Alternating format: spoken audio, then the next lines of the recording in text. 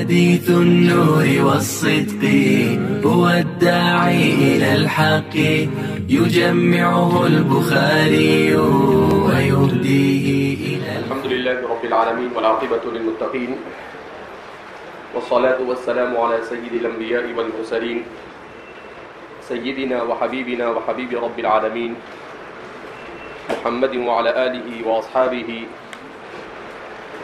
ومن هدى بهديه إلى يوم الدين. شعب الایمان میں سے 29 شعب الایمان جس کا تعلق قلب سے ہے اسے بیان کیا گیا. اس کے بعد وہ 7 شعب الایمان جس کا تعلق لسان سے ہے، زبان سے ہے، اسے بیان کیا گیا. اور اس کے بعد وہ شعب الایمان جس کا تعلق انسان کے بدن اور جوارح سے ہے، ان میں سے جس کا تعلق انسان کے اپنی ذات سے ہے اسے بیان کیا گیا کہ انسان کی اپنی ذات اور مکلف کی اپنی ذات سے متعلق جو شعب الایمان ہے، ان شعب الایمان میں سب سے پہلے طہارت کو بیان کیا گیا. اسی طریقے سے طہارت کے بعد اس کو بیان کیا ہے، نماز کے قیام کو بیان کیا گیا. اس کے بعد صدقے کو بیان کیا گیا. اس کے بعد روزے کو بیان کیا گیا. اس کے بعد ہجرت کو بیان کیا گیا کہ اگر کسی ایسی جگہ پر مقیم ہو جہاں پر وہ اچھی طریقے سے دین پر عمل نہیں کر سکتا ہے تو اس کے لیے ہجرت کرنا واجب ہوتا ہے، اور نظر کو پورا کرنا. اسی کے ساتھ ساتھ شعب الایمان میں سے ایک شعب الایمان یہ بیان کیا جاتا ہے کہ کفارے کو ادا کرنا. یہ بھی بیان کر دیا گیا تھا، قسم کا کفارہ ادا کرنا، قسم کا خیال رکھنا اور کفارہ ادا کرنا کہ جتنے بھی قسم کے کفارے ہیں ان تمام کفاروں کو ادا کرنا.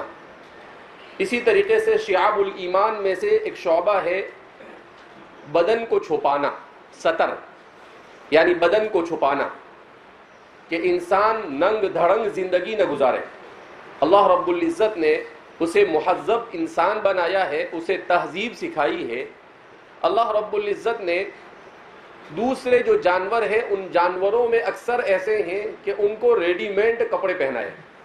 جیسے چڑیا ہے، پرندے ہیں، تو ان کے کپڑے ریڈی میڈ ہیں، ان کو اپنا کپڑا چینج کرنے کی ضرورت نہیں. ریڈی میڈ اور فکس، ریڈی میڈ اور کیسا ہوتا ہے، فکس ہوتا ہے کہ وہ فکس ہے، وہ چینج نہیں ہوتا ہے. لیکن اسی طریقے سے سانپ ہے، اس کو بھی چھلی ہوتی ہے، سال میں ایک مرتبہ وہ اپنی پوری چمڑی کو کیا کرتا ہے، وہ تبدیل کرتا ہے، یعنی اس کا ڈریس سال میں ایک بار چینج ہوتا ہے. تو اس طریقے سے ہر ایک کو اللہ نے ایسا بنایا ہے. بکری ہے، گائے ہے، بھینس ہے، ان کو اللہ نے بال دیے ہیں جس کی وجہ سے وہ اس کا لباس بن جاتے ہیں. لیکن انسان کو اللہ رب العزت نے ایسا بنایا ہے کہ انسان کو لباس کی ضرورت ہوتی ہے. اصل میں انسان کو اللہ رب العزت نے جتنا اشرف بنایا اتنا محتاج بھی بنایا. جتنا وہ اشرف ہے اتنا ہی محتاج بھی ہے. اس لیے اس کو اشرفیت کے ساتھ محتاجیت اس کے ساتھ لازم قرار دی کہ اگر وہ اشرف ہونے کے ساتھ محتاج نہ ہوتا تو وہ کبر میں مبتلا ہو جاتا کہ وہ ایسا سمجھتا مجھے کس کی ضرورت نہیں. اس لیے انسان مدنی الطبع ہے. انسان کے بارے میں کیا کہا جاتا ہے کہ انسان کیا ہے، مدنی الطبع ہے. کیا مطلب کہ انسان کی اس کی ضرورت دوسرے بہت سارے لوگوں کے ساتھ کیا ہوئی ہے، جڑی ہوئی ہے. جب تک کہ وہ دوسرے انسانوں کی مدد نہیں لیتا ہے وہاں تک کہ اس کا کام بنتا نہیں ہے. لہذا اس بنا پر اللہ رب العزت نے انسان کو، اب جیسے دوسرے جانور ہیں ان کا کھانا بھی ریڈی میڈ ہوتا ہے. گائے ہے، بکری ہے، بھینس ہے، چارہ کھا لیا، ختم ہو گئی بات. ان کو مسالہ، تیل کوئی ضرورت نہیں. اسی طریقے سے چڑیا ہے تو وہ دانے کھاتی ہے، وہ اس کا کیا ہو گیا، کھانا ہو گیا.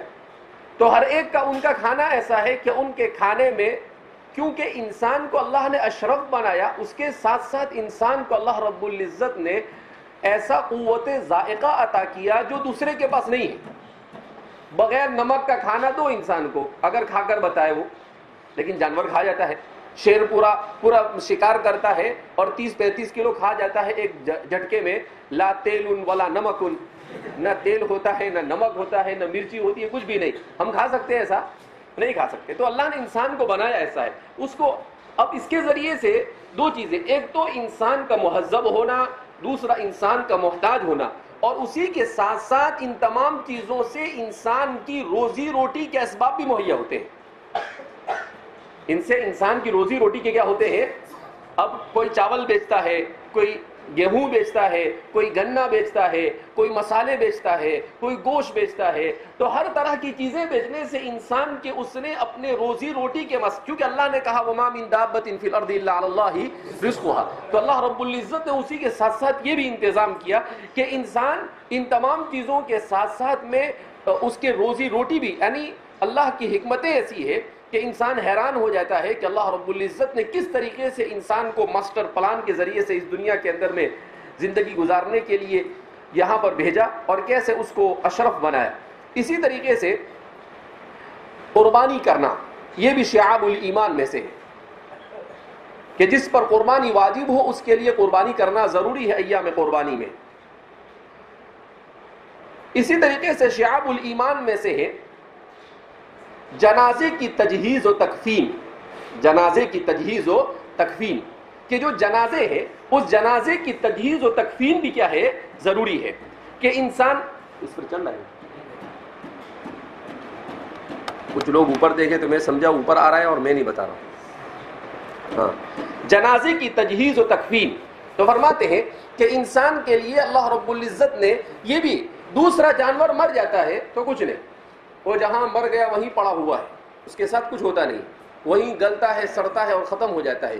لیکن انسان چونکہ اشرف الخلائق ہے تو کہا کہ نہیں، انسان مرے تو اس کو عزت کے ساتھ دفنایا جاوے. تو یہ حقوق ہے اس کے ورثاء پر اور اس علاقے کے مسلمانوں پر. اسی لیے نماز جنازہ کو فرض کفایہ قرار دیا گیا کہ قریب کی بستیوں میں اگر پتہ چلتا ہے، محلوں میں پتہ چلتا ہے تو کم سے کم 1-2 آدمی کا بھی جماعت میں شریک ہونا کیا ہے؟ فرض ہے. تو اس لیے کہا کہ انسان کو تہذیب کے ساتھ، شائستگی کے ساتھ اسے نہلایا جائے، اس کو کفن پہنایا جاوے اور کفن پہنانے کے بعد اس کو قبر میں عزت کے ساتھ کیا کر دیا جاوے؟ اتار دیا جاوے، کاندھوں پر اس کو اٹھا کر لے جایا جاوے. یہ اس کی اشرفیت کی طرف کہ اللہ رب العزت کا کتنا شکر ادا کرے، جتنا شکر ادا کرے ہم کم ہے. ورنہ دیکھتے ہیں دوسرے لوگ کوئی اس کو جلاتا ہے. یعنی انسان کی عقل بیوقوف بھی ہو تو اسے تسلیم نہیں کرے، لیکن بس انا وجدنا آباءنا کذلک یفعلون پر عمل کرتے ہیں. ورنہ بہت سارے ہندو لوگ اب جب پڑھے لکھے ہو گئے تو وہ لوگ خود اس کی مخالفت کرتے ہیں. کہا کہ یہ کون سی چیز ہے کہ جلایا جاوے، اور باپ مرا ہے تو بیٹا جلائے، یعنی باپ کا حق ادا کر رہا ہے. لا حول ولا، یہ بھی کوئی حق ادا کرنا ہے. بیٹی نہیں جلا سکتی ہے لیکن اب بیٹیوں نے بھی جلانا کیا کر دیا ہے؟ شروع کر دیا ہے. تو اس شریعت نے کہا نہیں، اس کو بالکل ایک بادشاہ کی طرح مرنے کے بعد بھی کاندھوں پر اٹھا کر کیا کرتے ہیں؟ لے جاتے ہیں اور پورے ادب اور احترام کے ساتھ اس کو رکھ دیا جاتا ہے. یہ اس کی اشرفیت کی طرف نشانی ہے. دین ادا کرنا، اگر قرض ہے تو قرض ادا کرنا ضروری ہے. اگر قرض ہے اور قرض کو ادا نہیں کیا تو اس صورت میں کل قیامت کے دن انسان کو اللہ رب العزت کے سامنے اس کے قرض کی ادائیگی کرنی پڑے گی. حضرت جابر بن عبداللہ فرماتے ہیں کہ میرے والد کا انتقال ہو گیا، احد میں شہید ہوئے. کہاں شہید ہوئے؟ احد میں. احد میں شہید ہوتے ہیں اور ان کو خواب میں وہ دیکھتے ہیں رات میں کہ ان کو جنت کے دروازے پر گیٹ پر روک دیا. کہا کیوں؟ کہا لوگوں کا قرض ہے، جب تک کہ حقوق العباد ادا نہیں ہوگا وہاں تک کہ آپ کی جنت میں انٹری نہیں ہو سکتی. تو پھر انہوں نے صبح میں بے چین ہو گئے اور وہ اللہ کے رسول صلی اللہ علیہ وسلم کی خدمت میں حاضر ہو کر بیان کیا. مشہور قصہ ہے. تو اس لیے دین کہ آج ہمارے یہاں پر ہمارے معاشرے میں اتنی غلط رسم ہے کہ کوئی کسی کے پاس سے لے لیتا ہے اور پھر واپس کرنے کا نام نہیں لیتا ہے، نہیں دیتے. دین دینا یہ بھی ایک عبادت ہے اور دین ادا کرنا یہ فرض عبادت ہے، وہ نفل عبادت ہے کہ اگر کسی ضرورت مند کو دیکھو تو آپ اس کو قرض کے طور پر کچھ دے سکتے ہو، دے دو کہ وہ بعد میں آپ کو بغیر سود کے واپس کر دے. اس کو قرض حسنہ کہا جاتا ہے. لیکن اس کی ذمہ داری ہے کہ وہ دے. اب کیا کرتے ہیں, ہمارے یہاں پر لے جاتے ہیں اور اس کے بعد مانگو, اب میں نہیں مر جانے والا ہوں, دے دوں گا یار تمہارے پیسے, یہ کیا لگا رکھا ہے, بار بار آپ مانگتے رہتے ہیں. ارے بھائی, اسی لیے قرآن کریم نے کہا کہ جب بھی کوئی معاملہ کرو فاکتبوا. کیا کہا قرآن کریم نے؟ اذا تداینتم بدین الی اجل مسمى فاکتبوا. قرآن کریم کی سب سے اطول ترین آیت ہے جس میں پورے اسی مسئلے کو بیان کیا کہ معاملات کو انسان کیسے انجام دے. تو جو وقت متعین کیا اس وقت کو برابر کیا کرتا رہے, انسان ادا کرتا رہے. تو اس لیے فرماتے ہیں کہ دین کو ادا کرنا. اسی طریقے سے شعب الایمان میں سے ہے معاملات میں راست بازی سے کام لینا. معاملات میں راست بازی سے کیا مطلب؟ معاملات میں راست بازی سے کام لینا, یہ لسان تھانوی ہے اردو میں. یعنی حضرت تھانوی رحمۃ اللہ علیہ فرمانا چاہتے ہیں کہ جب بھی کوئی معاملہ کرو تو صاف ستھرا معاملہ کرو, کسی کو دھوکہ مت دو. ایسا معاملہ کرو کہ جس کی وجہ سے کوئی ابہام اور جہالت باقی نہ رہے اور کسی قسم کا دھوکہ نہ ہو. اس طرح سے معاملہ بالکل راست بازی کا, جھوٹ مت بولو, سچ بولو. اللہ کے رسول صلی اللہ علیہ وسلم کی سیرت مطہرہ میں بھی آتا ہے کہ آپ صلی اللہ علیہ وسلم ایک دن بازار میں نکلے تو آپ نے دیکھا کہ ایک آدمی ہے وہ غلہ لے کر بیٹھے ہوئے ہیں, تو اوپر بڑا اچھا غلہ تھا. آپ صلی اللہ علیہ وسلم کے ساتھ تو گورنمنٹ آف آسکائی تھی نا, اللہ رب العزت کی طرف سے آپ کو بتا دیا جاتا تھا. تو لیکن اللہ کے رسول کے اوپر وحی کے ذریعے سے, الہام کے ذریعے سے حضور کو بتا دیا گیا کہ اوپر اچھا غلہ ہے اور نیچے گیلا اور خراب غلہ ہے. تو آپ صلی اللہ علیہ وسلم نے کیا کیا, فوراً اس میں اس طریقے سے اندر ہاتھ ڈالا اور ہاتھ ڈالنے کے بعد کہا کہ یہ کیا ہے؟ من غشنا فلیس منا, جو دھوکہ کرے گا وہ ہم میں سے. تو آپ صلی اللہ علیہ وسلم نے کہا نہیں, یہ دھوکہ دہی نہیں, اسلام دھوکہ دہی کی اجازت نہیں دیتا ہے. اسلام تجارت میں جھوٹ بولنے کی اجازت. اسی لیے قدوری میں ہمارے فقہاء نے مستقل مسئلہ لکھا ہے کہ آپ گلاس بیچ رہے ہیں, یہ گلاس آپ نے خریدا ہے 5 روپے میں اور آپ کو آپ کی دکان تک پہنچنے میں اس پر خرچ ہوا 2 روپے, تو کتنے کا پڑا آپ کو؟ تو آپ ایسا مت کہو کہ میں نے 7 روپے میں خریدا, بلکہ آپ ایسا کہو کہ مجھے یہ 7 میں پڑا ہے, یہ مجھے 7 میں پڑا. یعنی یہاں تک پہنچنے میں اس کو جو خرچ ہوا وہ, اور میں مزید اس پر 1 روپیہ آپ سے لے رہا ہوں, تو جو ہے آپ بول دو اس کو.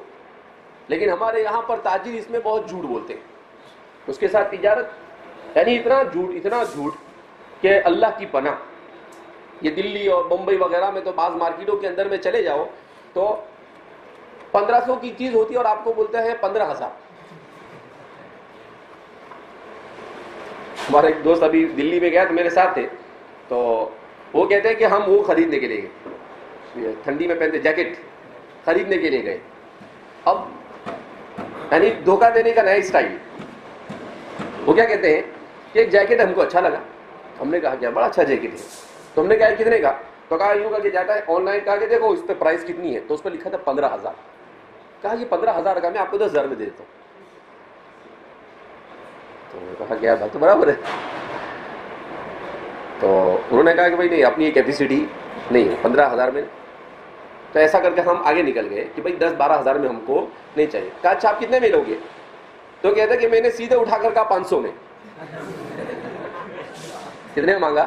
500. تو بولے مولانا مانیں گے نہیں, آپ نے 800 یا 1000 روپے میں اس نے مجھے دے دیا, اور قیمت کتنی کہی؟ 15,000. تو عجیب و غریب قسم سے, یعنی کوئی چیز حد ہوتی ہے. 500-1000 روپے کی چیز ہے اور کتنی قیمت کہہ رہے ہیں آپ؟ 15,000. تو اسلام نے اس کی اجازت نہیں دی, کہا راست بازی سے کام لو. جو ہے وہ ہم اگر آپ اس کو بتا بھی دیں گے, اس کو لینا ہوگا جو لے گا, نہیں لینا ہو تو نہیں لے گا. اللہ روزی دینے والا ہے. انسان جتنا نفع کم لیتا ہے اللہ اتنا اس میں برکت عطا فرماتا ہے. لیکن نہیں, انسان میں حرص اور لالچ ایسی بھری ہوئی ہے کہ وہ ایسا چاہتا ہے کہ ایک ہی کا جیب قطر کے سب ختم کر دے اور پھر اپنے دکان بند کے یہاں سے کیا ہو جاوے, چلے جاوے. تو شریعت مطہرہ اس کی اجازت نہیں دیتی ہے. اسی طریقے سے فرماتے ہیں سچی گواہی ادا کرنا, اس کو پوشیدہ نہ رکھنا. کہ اگر کسی معاملے میں آپ کسی کے گواہ بنے ہیں تو ایسا نہیں کہ آپ جھوٹی گواہی دو. ہمارے دنیا کا اس وقت جو عدالت کا سسٹم ہے, یہ پورا سسٹم سوائے جھوٹ کے پلندے کے اور کچھ ہے. سوائے جھوٹ کے, وکیل بھی جھوٹ بولتا ہے اور اس کا موکل بھی جھوٹ بولتا ہے, اور پھر اسی کی بنیاد پر سارا پیسے کا کھیل ہوتا ہے. آپ جتنا پیسہ وکیل کو زیادہ دو گے اتنا آپ کو جھوٹ ثابت کر کر, آپ غلط بھی ہو تو آپ کو صحیح ثابت کر دیں گے. کیونکہ میں تو خود وکیل بن رہا ہوں, LLB کے 2nd ایئر میں ہوں, تو معلوم ہے کہ کیسے کیسے دو. تو عجیب اتنی دھوکہ دہی, وہ تو وہ جج بھی پیسے لے کے فیصلہ کرتا ہے. ڈال پیسہ دیکھ تماشا, آپ پیسے دے دو, آپ کا حق نہیں بھی ہوگا تو آپ پیسے دے دیے, جج کو دے دو, آپ وکیل کو دے دو, آپ کا کیس کیا ہو جاتے ہیں, وہ جیت جاتے ہیں. تو شریعت مطہرہ کہتی ہے کہ نہیں, شہادت الزور کہا جاتا ہے, شریعت اس کی کوئی گنجائش نہیں دیتا ہے. اسی طریقے سے اگر آپ نے کسی چیز کو اپنے سامنے ہوتے ہوئے دیکھا ہے تو اس کو پوشیدہ رکھنا. آپ نے کہا, آپ کو معلوم ہے کہ بھئی یہ اس کے سامنے ہوا ہے, لیکن آپ سوچ رہے ہیں کہ اگر میں اس کے خلاف گواہی دوں گا تو اس کو برا لگے گا یا اس سے میرے تعلقات ختم ہو جائیں گے, اس لیے آپ گواہی کو چھپا رہے. شریعت کہتی ہے یہ بھی جائز نہیں. جب آپ کے سامنے کوئی چیز ہوئی ہے تو آپ کے لیے ضروری ہے کہ آپ اس کو کیا کرو, ادا کرو. تو اس لیے فرماتے ہیں اسی طریقے سے اور 6 اپنے اہل اور توابع کے متعلق. یہ تو وہ تھے جو انسان کی اپنی ذات سے متعلق تھے, شعب ایمان. اب یہ وہ شعب ایمان ہے جس کا تعلق انسان کے اپنے اہل و عیال کے ساتھ, اپنے رشتہ داروں کے ساتھ, اپنے تعلقات والوں کے ساتھ ہے. کیونکہ انسان ہے نا, اس کو ہر ایک کے ساتھ پالا پڑتا ہے. تو اس لیے فرماتے ہیں نکاح سے عفت حاصل کرنا, کہ انسان عفیف اور پاک دامن زندگی گزارے. نکاح کر لے وے, نکاح کی ضرورت ہے تو, لیکن انسان ناجائز اور غلط راستے سے اپنی جنسی خواہش کو پورا نہ کرے. اسی لیے حضرت شاہ ولی اللہ صاحب محدث دہلوی رحمۃ اللہ علیہ کے بارے میں آتا ہے کہ آپ کے والد شاہ عبد الرحیم صاحب دہلوی رحمۃ اللہ علیہ نے آپ کو 14 سال کی عمر میں شادی کروا دی. کتنے سال کی عمر میں؟ 14 سال کی عمر. اور ہمارے یہاں تو بعض علاقے ایسے ہوتے ہیں کہ 30 سال کے بعد بولتے ہیں ابھی تو چھوٹا ہے. ہمارے یہاں پر ایک وائرمین ہے شاہد بھائی, تو شادی نہیں کرے. تو ہم نے ان کو کہا کہ بھائی شادی کرو, تو بولے ہمارے یہاں تو 30-32 کے بعد شادی ہوتی ہے. وہ بولا 30-32 کے بعد تو بڑھاپا شروع ہو جاتا ہے, اس کے بعد کیا شادی کرے گا آدمی. تو عجیب. تو اس لیے شریعت مطہرہ, اور خاص طور پر ہمارا یہ زمانہ فتنوں کا زمانہ ہے, اور اس زمانے میں انسان کو گناہوں کی طرف مائل کرنے والی چیزیں بہت زیادہ ہیں. تو انسان کے لیے بڑے مسائل ہوتے ہیں. اس لیے اگر انسان اپنے اہل و عیال کا خرچہ برداشت کر سکتا ہے تو اسے نکاح جلد از جلد کر لینا چاہیے. تو فرماتے ہیں نکاح سے عفت حاصل کرنا, اہل و عیال کے حقوق ادا کرنا, اہل و عیال کے حقوق ادا کرنا. شادی کر لی تو پھر ان کے حقوق ادا کرنا. نان نفقہ جو آپ کے اوپر ہے, ان کا کسوہ, نان اور نفقہ, یہ 3 چیزیں شوہر کے اوپر اپنے بچوں, اپنے نابالغ بچوں اور اپنی بیوی کی ضروری ہوتی ہے, اور اپنے ضعیف والدین کی. تو فرماتے اہل و عیال کے حقوق کو ادا کرنا.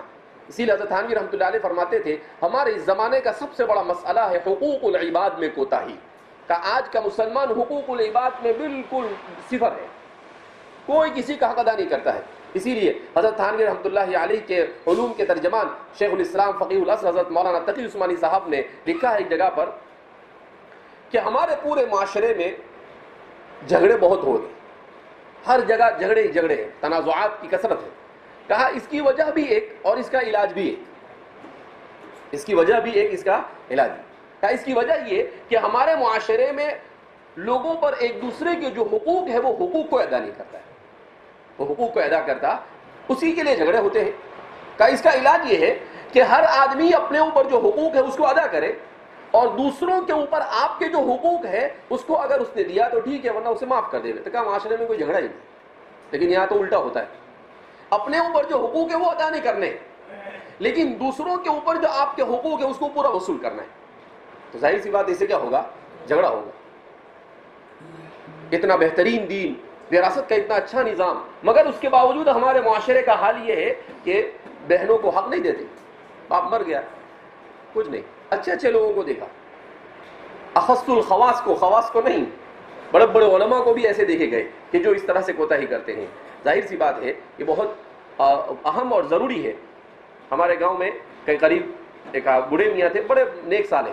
تو وہ تو کیا کرتے تھے کہ اگر کسی بھائی نے کسی بہن کا حق ادا نہیں کیا تو اس کے ساتھ بات چیت بند کر دے, کہتے البغض فی اللہ, اس کے بات ہی نہیں کرتے. تو گاؤں کے امیر صاحب, تو میں کبھی کبھی جاتا ہوں تو بیان کرتا ہوں وہاں پر, تو وہ امیر صاحب آئے تو راستہ چینج کر دے. تو میں نے ان سے کہا کہ یار ایسا نہیں کرنا چاہیے, ملنا چاہیے. کہا نہیں میں نہیں ملوں گا مولانا. میں نے کہا کیوں؟ کہا کہ یہ پورے گاؤں کا امیر ہے بولے جماعت کا, اور بہنوں کا ایک بھی حق ادا نہیں کیا اس نے. باپ میں مر گیا تو اس کی اتنی ساری اتنی بڑی زمینیں ہیں, وہ ساری زمین ہڑپ کر کے بیٹھا. تو کیا یہ کون سا امیر ہے؟ تو کہا کہ میں نہیں بات کروں گا, کہ میں ایسے لوگوں کے ساتھ میں بات نہیں کرتا. ان کی بھی 95 سال کی عمر ہوئی تھی. تو اس لیے اس کی بہت زیادہ ضرورت ہے ہمارے والدین کی خدمت کرنا. اس میں بھی ہمارا معاشرہ بڑا کوتاہ ثابت ہوا ہے. بلکہ اب تو ہمارے معاشرے میں ایک نئی فیشن وجود میں آئی جو پہلے یورپ میں ہوا کرتی تھی. کیا کہتے ہیں اس کو؟ Old house. کہ بوڑھے لوگوں کو وہاں پر جا کر پھینک دیا جاتا ہے. یعنی کتنی بڑی ان کے ساتھ زیادتی اور ظلم ہے کہ انہوں نے بچپن میں آپ کو پالا پوسا, آپ نے پیشاب کیا, آپ نے پاخانہ کیا, ان سب کو انہوں نے برداشت کیا. اور آج جب ان کو ضرورت ہے, ارے بھائی اولاد کا مقصد کیا ہے؟ اللہ اولاد کیوں دیتا ہے؟ اولاد اسی لیے تو اللہ دیتا ہے تاکہ وہ اولاد بڑھاپے میں ان کے کام آئے. بڑھاپے میں کیا ہوئے؟ کام آئے. لیکن اگر وہ اولاد ہی بڑھاپے میں کام نہیں آتی ہے تو وہ کس کام کی؟ لہذا والدین, اسی لیے کہا شرک کے بعد سب سے بڑا گناہ حقوق الوالدین, والدین کے حقوق کو ادا نہ کرنا ہے, نافرمانی کرنا والدین کے حقوق میں. یہ شرک کے بعد اللہ کے نزدیک سب سے بڑا گناہ ہے.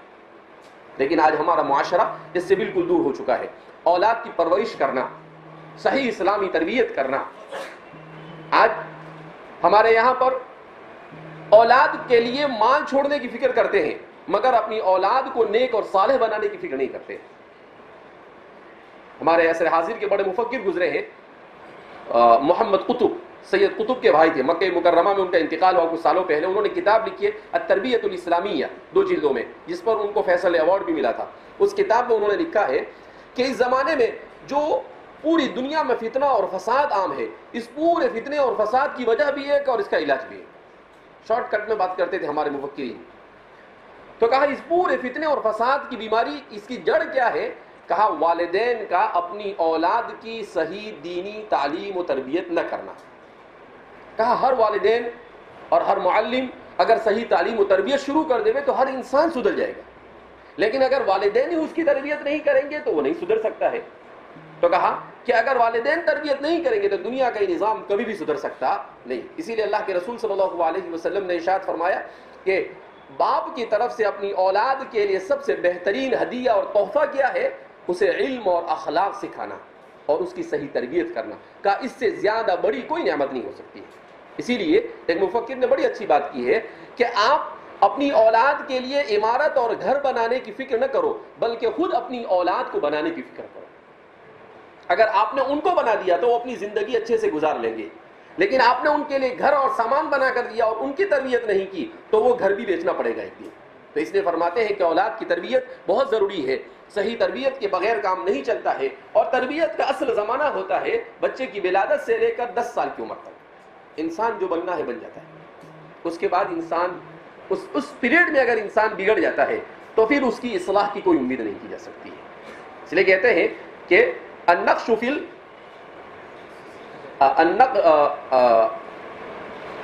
التعلیم كالنقش علی الحجر, التعلیم فی الصبا كالنقش علی الحجر. کہ اگر کوئی چیز آپ نے بچپن میں بچے کو سکھایا تو آپ ایسا سمجھیے کہ آپ نے پتھر پر نقش کر دیا. آج کی سائنس نے بچے کے دماغ کے اوپر ریسرچ کیا تو کہتے ہیں کہ دنیا میں سب سے حیرت انگیز چیز ہے انسان کا دماغ, اور انسان کے دماغ میں بھی بچے کا دماغ. اس کا دماغ بچے کا دماغ. کہا بچے کا دماغ, یہ انسان کے دماغ جو ہے یہ بچپن میں 2 سال کی عمر سے لے کر 7 یا 8 سال کی عمر تک کے اس کا بنتا ہے. اس کے نیورون کے کریکشن ہوتے ہیں. انسان کے دماغ کے اندر میں اربوں خربوں نیورون ہیں. تو کہا انسان جب کسی چیز کو دیکھتا ہے اس کی تصویر تو نیورون کا ایک کنیکشن ہوتا ہے.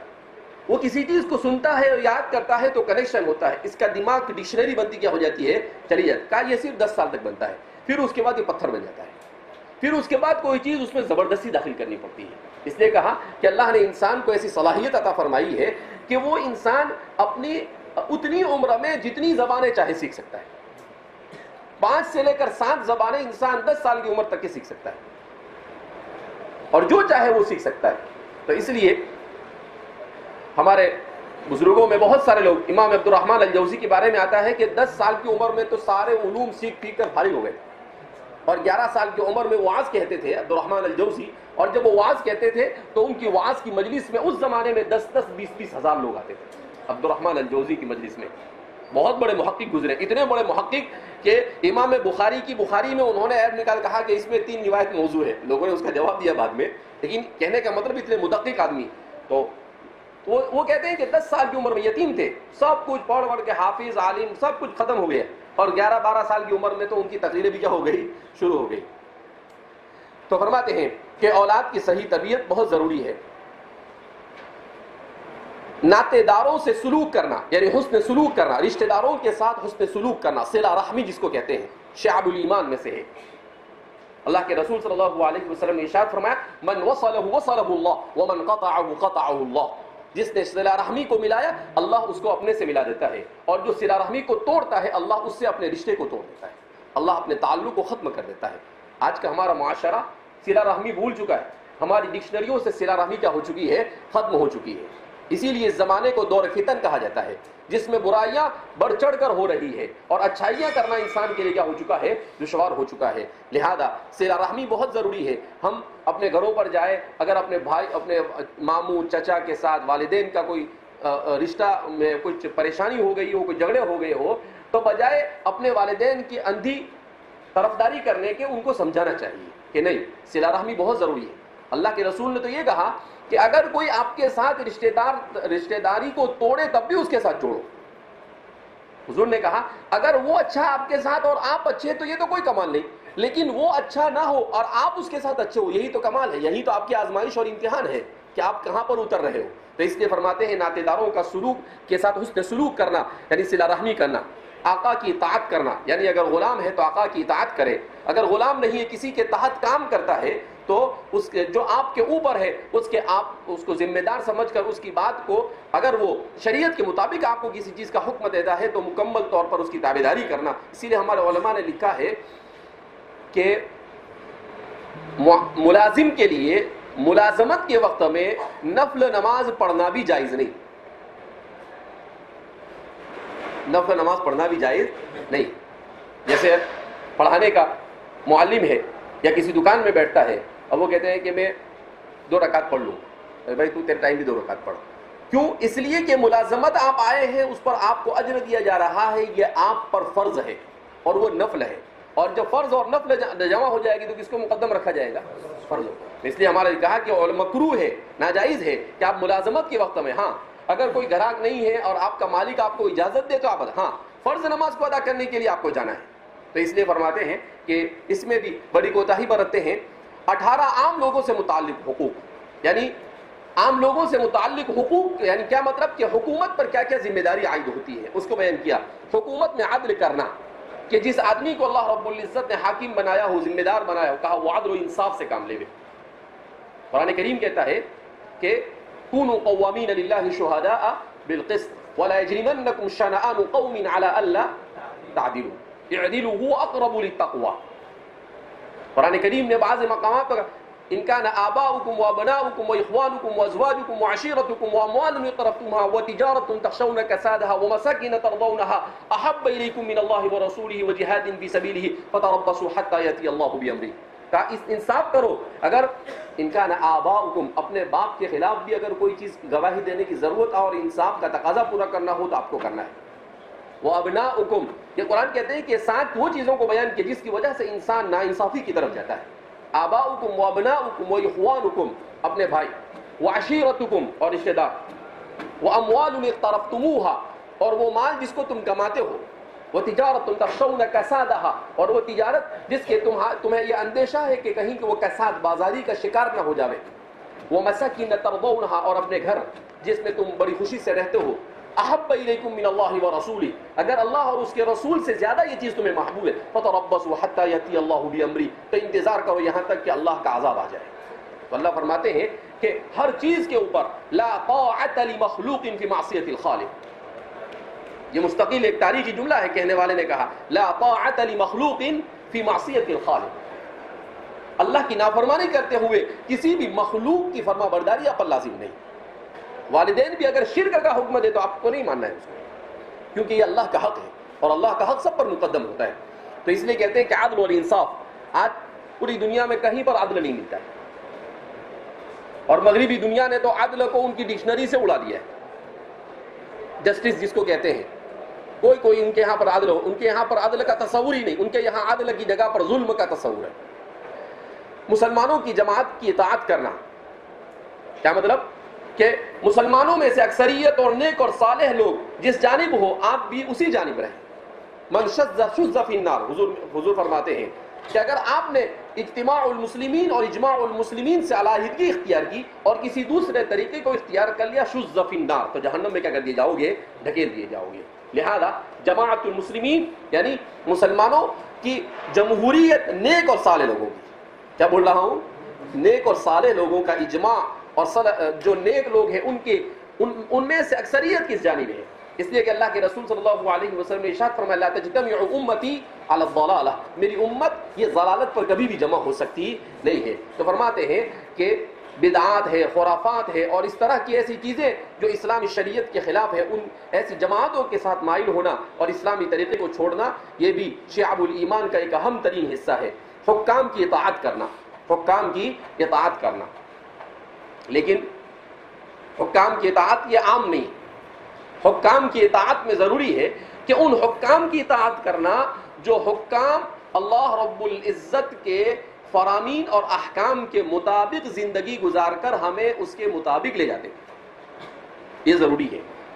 مطلق طور پر حکام کی اطاعت ضروری نہیں، البتہ اللہ کے رسول صلی اللہ علیہ وسلم نے بڑے بیلنس سے ہمیں رکھا ہے۔ حضور نے کہا کہ ہمارے اوپر حالات آ سکتے ہیں، کبھی ظالم حکمران آپ کے اوپر مسلط ہوا، لیکن آپ میں اور آپ کے ساتھیوں میں ایسی طاقت نہیں کہ اس کا مقابلہ کرے، تو آپ خاموشی کے ساتھ اپنے دین پر عمل کریں اور اسے چھوڑ دیں۔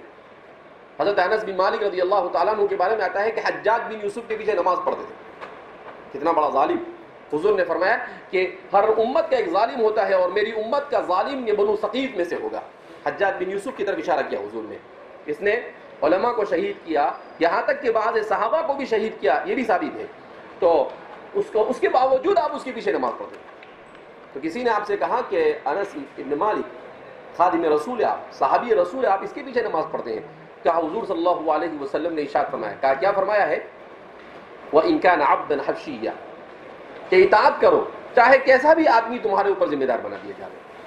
ہاں اگر اتنی بڑی جمعیت ہے کہ جو اس کی طاقت کا مقابلہ کر سکتی ہے تو اس کے خلاف آواز اٹھائے، لیکن بغیر کسی تیاری کے، اور معلوم ہے کہ اگر ہم نے آواز اٹھائی بھی اور کچھ کیا بھی تو ہمارا کچھ بننے والا نہیں ہے، تو اس صورت میں خروج علی الحاکم یہ شریعت میں جائز نہیں، یہ شریعت میں جائز نہیں ہے۔ اسی طریقے سے تو اس لیے جیسے خوارج کو خوارج اسی لیے کہتے ہیں، انہوں نے کس کے خلاف خروج کیا؟ حضرت علی کے خلاف اور حضرت امیر معاویہ کے خلاف خروج کیا، تو وہ تو عادل اور انصاف کرنے والے، تو ان کے خلاف خروج کرنا یہ تو خروج ہے، شریعت میں اس کی کوئی گنجائش نہیں۔ اسی طریقے سے اب ہمارے زمانے میں اس میں بہت زیادہ بے اعتدالی سے کام لیا جاتا ہے کہ جیسے بہت سارے مسلمان حکومتیں ہیں جو اسلامی طرز زندگی کے خلاف فیصلے کرتی ہے، لیکن بہت سارے علماء کیا کہتے ہیں کہ نہیں، وَإِن كَانَ عَبْدًا حَبْشِيًّا، ان کی اطاعت ضروری، لیکن نہیں۔ جو علماء اثر و رسوخ رکھتے ہیں اور جو اپنی آواز کو وہاں تک پہنچا دیتے ہیں تو ان کے لیے ضروری ہے کہ وہ منکر پر نکیر کریں، وہ کم سے کم ان سے کہے کہ نہیں یہ غلط کر رہے ہو آپ۔ ایک مسلمان ہونے کے بعد اگر آپ ایسا کرتے ہو اسلامی تعلیمات کے خلاف، اسلام اس کی اجازت نہیں دیتا ہے، چاہے وہ آپ کو سزا دے دیں، ایسا نہیں کہہ رہے کہ اس کے خلاف آپ نکل پڑو، لیکن کم سے کم آپ کہو، اس لیے کہ منکر کو زبان سے یا سب سے پہلے ہاتھ سے روکنا، ہاتھ سے نہیں روکتے ہو تو زبان سے روکنا، اور اس سے بھی نہیں روک سکتے ہو تو دل سے اس کو برا جاننا، یہ ضروری ہے۔ ہمارے معاشرے میں منکرات بکثرت اسی لیے پھیل رہے ہیں، کیوں؟ اس لیے کہ منکرات پر نکیر کرنے والا کوئی نہیں، وہ اس کا جانے مجھے کیا ہے نہیں۔ لہذا جس منکر کو آپ اپنے ہاتھ سے روک سکتے ہیں ہاتھ سے روکے، زبان سے روک سکتے ہیں زبان سے روکے، ورنہ کچھ نہیں کر سکتے ہیں آپ دونوں صورتوں میں، تو اس صورت میں آپ اپنے دل سے اس کو کم سے کم برا، اور یہ ایمان کا سب سے ادنا درجہ ہے۔ تو اس لیے فرماتے ہیں کہ جہاں پر جس کو اللہ رب العزت نے جیسا اثر دیا ہو اسے اپنے اثر کو استعمال کرنا چاہیے۔ لوگوں میں اصلاح کر دینا، کیا مطلب؟ لوگوں میں آپس میں جھگڑے ہیں، اصلاح ذات البین، انما المؤمنون اخوۃ فاصلحوا ذات بینکم، کہ اگر مومنوں میں آپس میں اختلاف ہو جاوے تو کیا کرو، اس کو ان کے درمیان صلح کروائی جاوے، ان کو جوڑا جاوے۔ یہاں تک کہ حضور نے فرمایا کہ جھوٹ کہیں پر جائز نہیں ہے، لیکن دو آدمیوں کے درمیان صلح کرنے کے لیے جھوٹ بولنا بھی جائز ہے، کہ اس نے آپ کو ایسا کہا کہ اگر وہی بات آپ وہاں کہیں گے تو جھگڑا اور بڑھ جائے گا، تو آپ نے اس کو جا کر یہ کہہ دیا کہ وہ تو آپ کی بہت تعریف کر رہے ہیں، حالانکہ اس نے تعریف نہیں کی، اس سے اس کا دل نرم ہو جائے گا اور وہ صلح پر کیا ہو جائے گا۔ اس نے کچھ غلط کہا، آپ نے اس کو جا کر کہا کہ نہیں وہ تو آپ کے بارے میں بہت اچھی بات کر رہے تھے، آپ کی تعریف کر رہے تھے کہ آپ بہت اچھے آدمی ہو، تو اب دونوں کے دل نرم ہو گئے، ملا دیا. تو جھوٹ جیسی چیز کی بھی اجازت دی اللہ کے رسول صلی اللہ علیہ وسلم نے مسلمانوں کی آپس میں صلح کرانے کے لیے. نیک کام میں مدد کرنا، وتعاونوا علی البر والتقوی، قرآن کریم کہتا ہے. اسی سے شعب الایمان کو نکالا کہ تعاون کرنا. اسی طریقے سے فرمایا آج ہمارے یہاں الٹا ہے، نیکی میں تعاون تو نہیں کرتے ہیں لیکن برائی میں تعاون کرتے ہیں. لہذا نیکی میں تعاون کرنا چاہیے. کوئی بھی نیک کام ہو تو ہمارے یہاں نیک کام کرنے والے کی ٹانگ کھینچتے ہیں اور برا کرنے والے کو پروموٹ کرتے ہیں. ٹھیک ہے آپ آگے بڑھیے، ہم آپ کے ساتھ. قرآن کہتا ہے وَلَا تَعَاوَنُوا عَلَى الْإِثْمِ وَالْعُدْوَانِ. نیک بات بتلانا، نیک بات امر بالمعروف کہتے ہیں جس کو، کہا کہ امر بالمعروف کرنا یہ بھی ضروری ہے. یہ شعب الایمان میں سے، یہ سب فرائض کے قبیل سے چیزیں ہیں. تو کہا امر بالمعروف کرنا. جیسے یہ سبق پڑھایا جا رہا ہے یہ بھی امر بالمعروف ہے. کہیں پر آپ نے تقریر کی بھی امر بالمعروف ہے. لوگوں کو آپ نے 2 بات کہی وہ بھی امر بالمعروف ہے. تو کہا امر بالمعروف بہت ضروری ہے. اگر امر بالمعروف معاشرے سے ختم ہو جاتا ہے تو معاشرہ یہ فساد اور فتنوں کی آماجگاہ بن جاتا ہے. آج ہمارے اس کی کمی پائی جاتی ہے. بری بات سے منع کرنا، برائی سے کیا کرنا، روکنا، کہ جتنا ہو سکے. اس کو کہتے ہیں النہی عن المنکر. کیا کہتے ہیں اس کو اصطلاح شریعت میں؟ النہی عن المنکر، برائی سے روکنا. اور یہ بہت ضروری ہے کہ آدمی برائی سے کیا کرے، روکنے کی کیا کرے، پوری کوشش کرے.